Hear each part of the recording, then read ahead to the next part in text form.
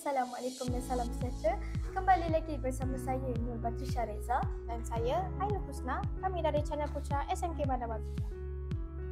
Pada hari Sabtu 12 April 2025, pihak Sekolah Menengah Kebangsaan Bandar Baru Putra telah mengadakan majlis aku janji dan penetapan target SPM 2025 yang bertempat di Dewan Putra SMK Bandar Baru Putra. Untuk pengetahuan penonton, tujuan program ini diadakan adalah untuk menanam semangat sifat tanggungjawab di dalam mereka yang akan menghadapi peperiksaan SPM dan dengan penuh kesungguhan. Jadi, jom kita saksikan bersama-sama.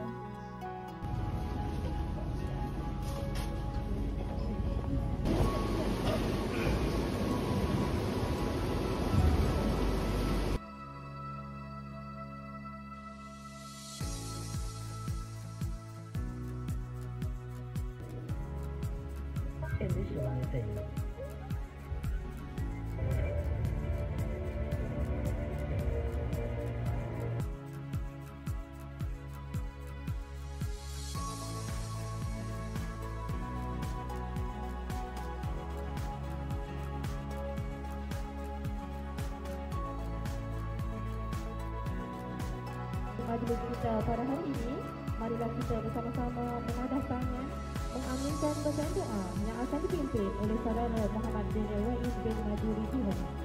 Menimba ilmu-Mu yang sangat luas bagi mengembangkan potensi kami sebagai hamba-Mu yang Engkau ridai. Usaha Puan Semayang binti Ibrahim, penolong kanan Kemsabiran, barisan penolong kanan, guru-guru kanan, barisan EDC IBC, para ibu bapa, seterusnya calon-calon SPM 2025 yang dikasihi sekalian.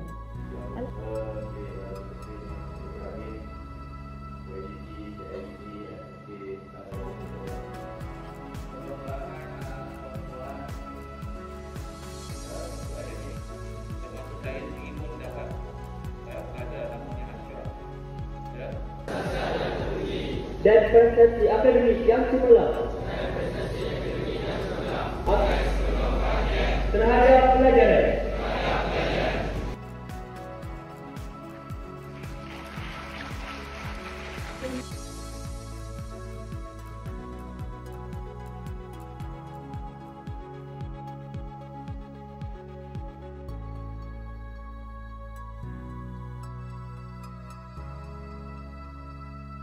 Bersama saya sekarang saudara Muhammad Ashraf dari kelas 5 STEM 2. Assalamualaikum saudara, apa khabar? Waalaikumsalam, khabar baik.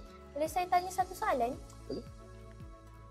Apakah pesanan yang ingin saudara sampaikan kepada pelajar-pelajar yang akan menduduki peperiksaan SPM nanti? Pesanan saya kepada calon SPM ialah hadapilah SPM dengan keikhlasan hati dan tenangkanlah diri, dan juga akhir sekali siapkan diri dengan persediaan yang secukupnya.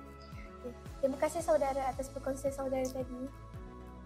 Baiklah, bersama saya sekarang Puan Wan Ariful Hanidah binti Mio Arif, ibu kepada saudara Muhammad Ashraf dari kelas 5 STEM 2. Assalamualaikum Puan. Waalaikumsalam. Baik, alhamdulillah. Boleh saya bertanyakan Puan satu soalan? Okey. Soalannya, apakah bentuk sokongan yang Puan berikan kepada anak Puan dalam menghadapi peperiksaan SPM?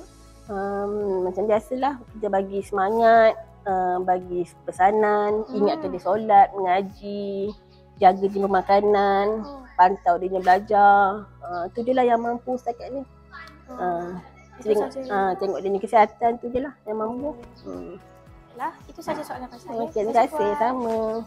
Kepada semua pelajar tingkatan 5, kami dari channel Putra ingin mengucapkan selamat menduduki ujian peperiksaan SPM dan selamat maju jaya. Sekian itu sahaja daripada saya, Nur Batrisya Reza dan saya Ainul Husna melaporkan channel Putra SMK Bandar Baru Putra.